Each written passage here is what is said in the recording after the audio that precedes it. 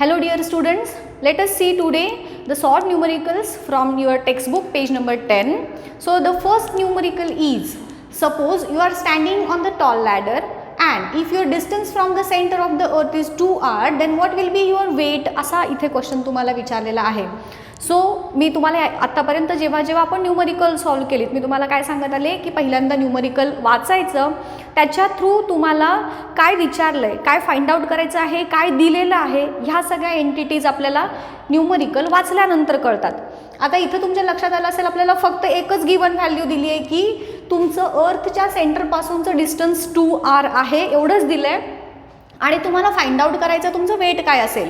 म्हणजेच तुम्ही अर्थच्या सेंटरपासून 2r एवढ्या अंतरावरती असताना तुमचं वेट काय असणार आहे हे आपण इथं फाइंड आउट करणार आहे. So the first given value will be your distance from the centre of earth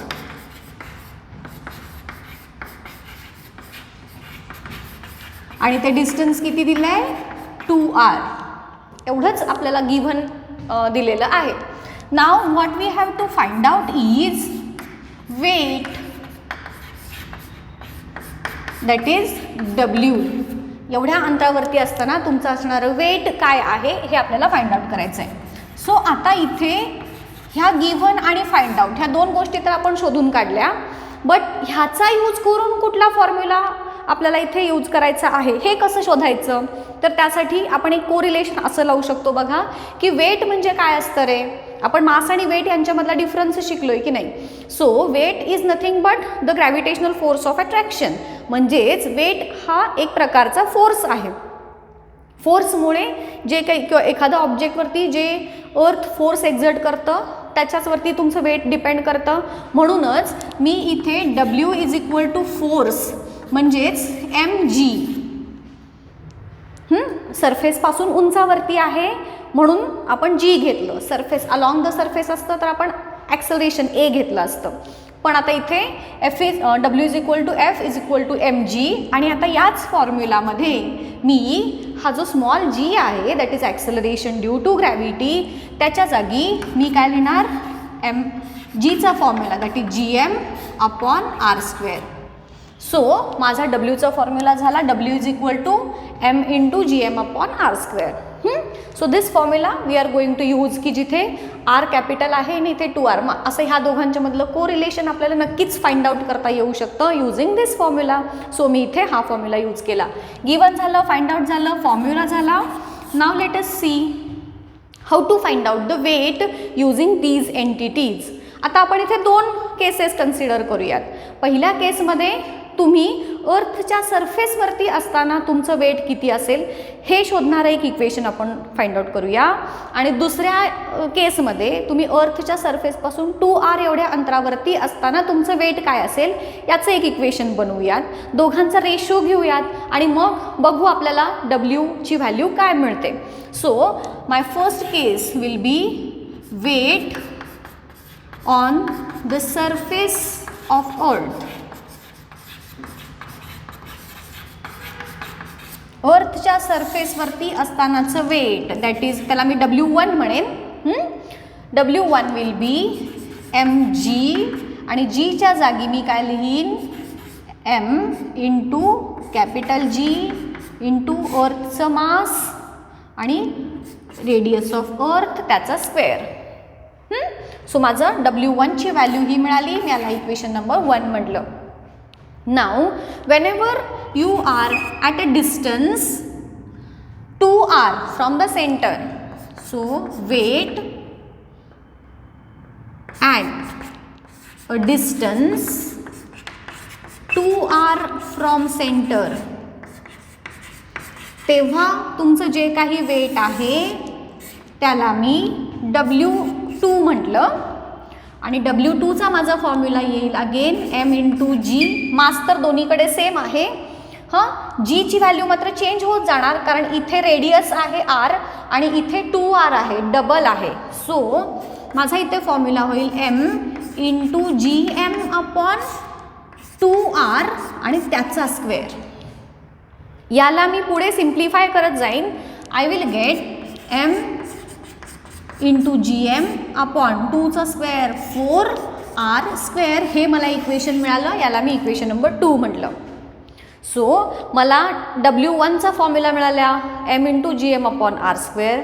W2 साठीचा फॉर्म्युला मिळाला m into GM upon 4R². आता ह्या दोघांचा म्हणजेच W1 आणि W2चा रेशो आपण घेऊयात. बघू, ह्याला इक्वेशन 1, ह्याला इक्वेशन 2 म्हटलं आहे. सो बाय डिव्हायडिंग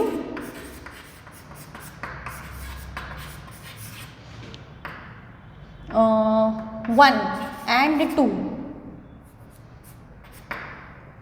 काय मिळेल मला? W1 ची व्हॅल्यू काय आहे? m into GM upon R² upon W2 ची व्हॅल्यू आहे m into GM upon 4R². आता ह्याचं रेसिप्रोकल करता येईल आपल्याला. W1 अपॉन W2 असा रेशो मिळाला की नाही मला.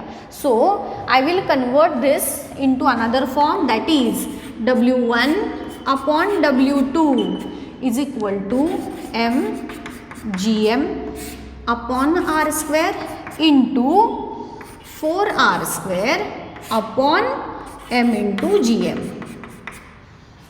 उलट झालं, जे न्यूमरेटरला होतं ते डिनॉमिनेटरला आलं, डिनॉमिनेटर होतं ते न्यूमरेटरला गेलं. आता ज्या ज्या कॉमन एंटिटीज आहेत त्या कॅन्सल होतील आणि मला काय मिळेल बघा, W1 upon W2 is equal to 4R² upon R². Again R² will get cancel, किंवा इथे तुम्ही केलं तरी चालेल. सो मला काय मिळालं बघा इथे, W1 upon W2 is equal to 4 upon 1. आता आपल्याला फाइंड आउट करायचं आहे W2 ची व्हॅल्यू, म्हणजे वेट की जेव्हा तुम्ही 2R एवढ्या डिस्टन्सवरती असताय. सो मी W2 एका बाजूला घेतला equal to W1 into 1 upon 4 असं मला आन्सर मिळालं.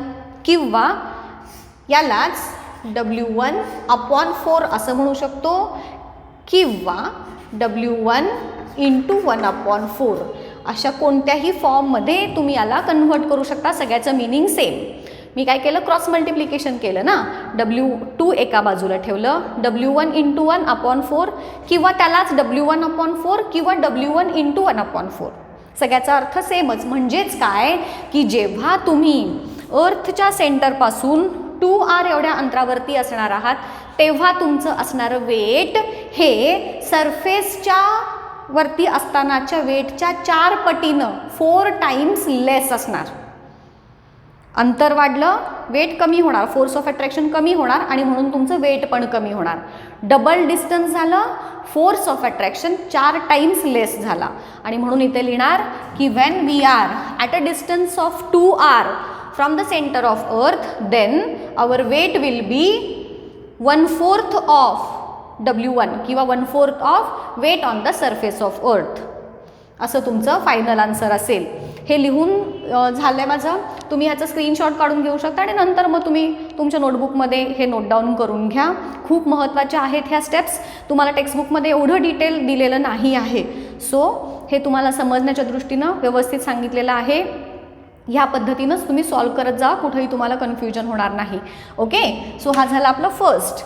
आता जो नेक्स्ट सॉल्व न्यूमरिकल आहे हा ॲक्च्युली तुमच्या I think use your brain पॉवरमधला क्वेश्चन होता. ओके, सो हा झाला आपला first question. Now let us see the next question from your solved exercise. If a person weighs 750 Newton on the earth, then how much would be his weight on the moon? अर्थवरचं weight दिलं आहे 750 Newton आणि त्याचं मूनवरचं weight find out करायचं आहे. अजून काय दिलं आहे आपल्याला की मूनचं मास हे अर्थच्या मासच्या 1/81 टाइम्स लेस असणार, म्हणजे 81 टाइम्स लेस आहे. आणि अर्थची रेडियसच्या 3.7 टाइम्स लेस मूनची रेडियस आहे. ह्या 3 गोष्टी आपल्याला इथं दिलेल्या आहेत. सो याच्यावरून आपण आपल्या गिव्हन एंटिटीज लिहूयात. That is weight on earth दिले, होय की नाही. सो त्याला मी WE म्हणते. की किती दिलं आहे 750 न्यूटन. आता काय दिलं आहे अजून दुसरी गिवन एंटिटी, मूनचं मास अर्थच्या मासच्या 81 टाइम्स लेस आहे असं दिलं आहे. सो मास ऑफ मून, ज्याला मी एम म्हणते, किती दिलं आहे 1/81 into mass of earth, अर्थच्या मासच्या 81 time लेस. आता ह्यालाच मी वेगळ्या फॉर्ममध्ये असं कन्वर्जन करू शकते बघा. हे 81 मी इकडं घेतलं आणि MM इकडं घेतलं. सो मला काय मिळते बघा, ME/MM इज इक्वल टू 81 असं देखील म्हणू शकते की नाही मी. ह्याचाच अर्थ काय आहे इथे 1 इंटू ME असं लिहू शकता किंवा ME/81 असं डायरेक्टली लिहिलं तरी सुद्धा चालते. सगळ्याचं मिनिंग सेम जसं तुम्हाला मी आत्ता सांगितलं. सो मी याला अशा पद्धतीनं कन्वर्ट केलं की ME/MM इज इक्वल टू 81. हे मी करून ठेवलं का, तर मला याचं पुढे हे न्यूमरिकल सॉल्व करताना यूज होणार आहे. सो मी इथे लिहिते ME/MM म्हणजेच मास ऑफ अर्थ आणि मास ऑफ मून ह्या दोघांचा रेशो किती आहे 81/1 म्हणजेच 81. आलं लक्षात. आता असंच सेम रेडियस ऑफ मूनसाठी दिलं आहे बघा. काय दिलं आहे रेडियस ऑफ मून, ज्याला मी RM म्हणते.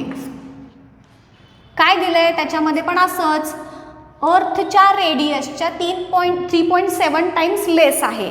मग ह्यालाच मी कसं लिहीन रेडियस ऑफ अर्थ अपॉन 3.7 आणि याला पण याच पद्धतीनं कन्वर्ट करून घेऊयात RE/RM इज इक्वल टू 3.7. आलं लक्षात.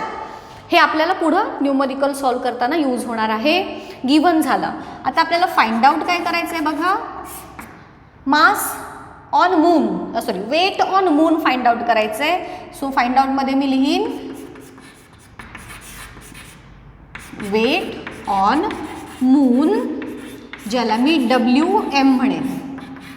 मास वेट ऑन मून दिलंय, वेट ऑन अर्थ दिलंय WE, तसंच वेट ऑन मून WM. हे आपल्याला फाइंड आउट करायचं आहे. सो आता इथे गिवन झालं, फाइंड आउट झालं. नेक्स्ट स्टेप काय आहे to write down the formula. आता फॉर्म्युला काय लिहिणार आपला नेहमीचाच मगाशी जो आपण यूज केलेला होता Wचा formula W is equal to M/G. हा जो सेम फॉर्म्युला इथे यूज केलेला तोच फॉर्म्युला इथे देखील आपल्याला यूज करायचा आहे.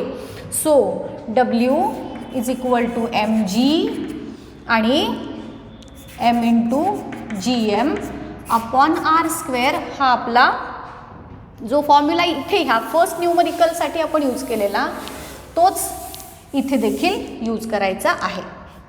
आता सोल्युशन घेऊयात, बघू काय आहे.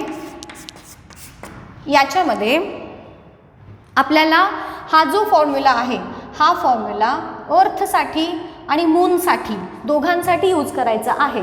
सो बघा वेट ऑन अर्थ, ज्याला मी WE म्हटलं, इज इक्वल टू M/G.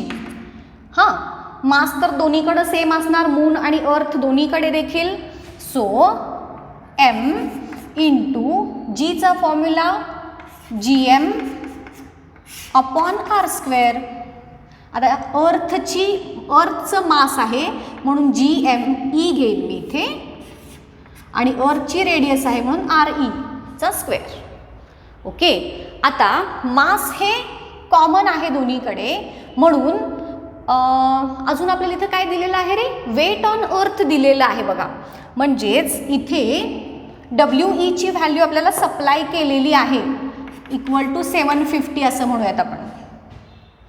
म्हणजेच मला काय मिळालं WE इज इक्वल टू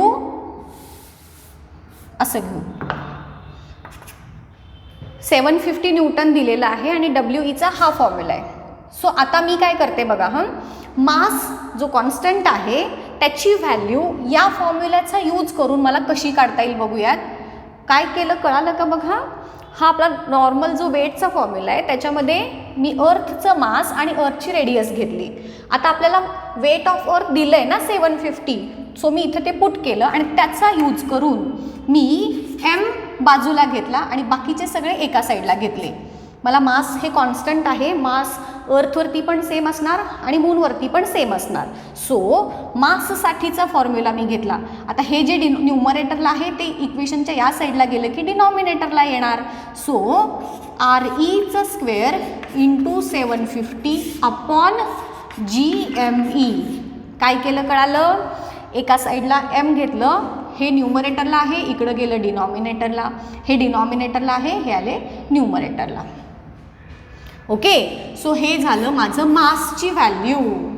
आता हे झालं अर्थच्या सरफेसवरती किंवा फॉर अर्थ म्हणू आपण. सोल्युशन वेट ऑन अर्थ झालं हे. ठीक आहे. आता नंबर 2 म्हणूयात. वेट ऑन मून कसं फाइंड आउट करता येईल आपल्याला? सेम फॉर्म्युला यूज करायचा, WM. ठीक आहे. WM is again equal to M into G. हा आपला नेहमीचा फॉर्म्युला. त्याच्यामध्ये मास सेम असणार, कॉमन असणार, G मात्र चेंज होणार आहे.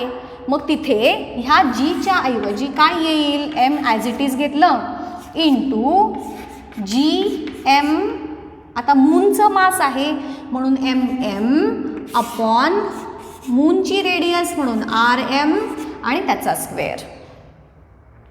इथंपर्यंत लक्षात आलं? आता याला मी इक्वेशन नंबर 2 देऊया. आता काय करूयात नेक्स्ट स्टेपमध्ये? ह्या सगळ्याचा स्क्रीनशॉट काढून घ्या, बघा, लिहून घ्या तुमच्यासोबत. आता हे मी पुसते, याच्या पुढच्या स्टेप्स इथे सॉल्व करते. मला ही जी 1ची व्हॅल्यू आहे mची ती ह्या 2 इक्वेशनमध्ये पुट करायची आहे. So I will write here put the value of m in equation 2. 1 मध्ये mची व्हॅल्यू जी मिळाली म्हणजे इथे या फॉर्म्युलामध्ये mच्या जागी मी ही व्हॅल्यू लिहिणार आहे आता. So that I will gate WM म्हणजेच वेट ऑन मून. mच्या जागी हे लिहिणार, बघा काय आलं, RE square into 750 upon GME into हा Gचं जे आहे ते ॲज इट इज म्हणजेच GM मूनचं मास अपॉन RMचा स्क्वेअर. इथंपर्यंत काही डाऊट आहे का? बघा मी काय केलं, इक्वेशन 1 मध्ये जी mची व्हॅल्यू मला मिळालेली आहे ती इक्वेशन 2 मध्ये ह्या mच्या जागी पुट केली आणि मला या पद्धतीनं इक्वेशन मिळालं. आता ज्या सेम एंटिटीज आहेत, फक्त G आणि G, मास ऑफ अर्थ आणि मास ऑफ मून आहे, दोन्ही वेगवेगळे आहेत. सो हे कॉमन नाही येणार. हे रेडियस ऑफ मून आहे, रेडियस ऑफ अर्थ आहे, सो हे देखील कॉमन नाही येणार. फक्त कॉमन काय येणार? G आणि G. सो ते मी कॅन्सल केले. आता माझ्यापर्यंत काय उरलं रे? नाऊ आय गॉट 750 इंटू हा REचा स्क्वेअर आहे अपॉन ME आणि इंटू MM अपॉन RMचा स्क्वेअर असं मला मिळालं. आता हे मल्टिप्लिकेशन आहे की नाही? So that I can change the sequence as per I want.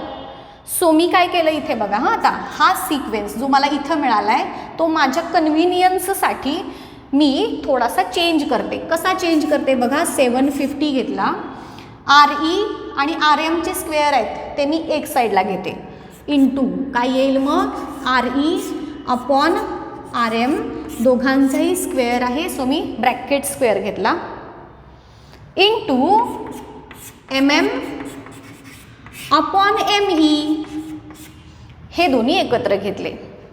हे असं का केलं? कारण आपल्याला गिव्हनमध्ये काहीतरी दिलं आहे ना याच्या बाबतीत. काय दिलं आहे रे आपल्याला गिव्हनमध्ये? RE अपॉन RM म्हणजेच radius of earth upon radius of moon. हे जे मगाशी आपण काढलं होतं, किती काढलं होतं? 3.7 आहे ना. मूनची जी रेडियस आहे ती अर्थच्या रेडियसच्या 3.7 टाइम लेस आहे. त्याच्यावरून आपण हे इक्वेशन काढलं होतं की नाही, RE upon RM is equal to 3.7. So मी इथं ती व्हॅल्यू पुट केली, त्याचं स्क्वेअर आहे म्हणून ब्रॅकेट स्क्वेअर लिहिला. आता बघा हां, इथे यानुसार ME अपॉन MM म्हणजे 81 आहे. मगाशी आपण लिहिलं होतं बोर्डवरती ME अपॉन MM म्हणजे 81 आहे. बट इथं काय आहे रे, MM अपॉन ME आहे, म्हणून MM upon ME is equal to 1 upon 81. उलटं होणार, इन्व्हर्स होणार, बरोबर.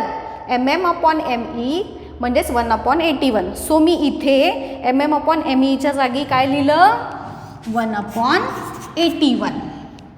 आता ह्या व्हॅल्यूज इथे पुट करून सॉल्व करत जाऊया. आता इथे काय काय मिळतंय बघा आपल्याला. 750 इंटू 3.7चा स्क्वेअर. 3.7चा स्क्वेअर किती येतोय, इथेच करते मी.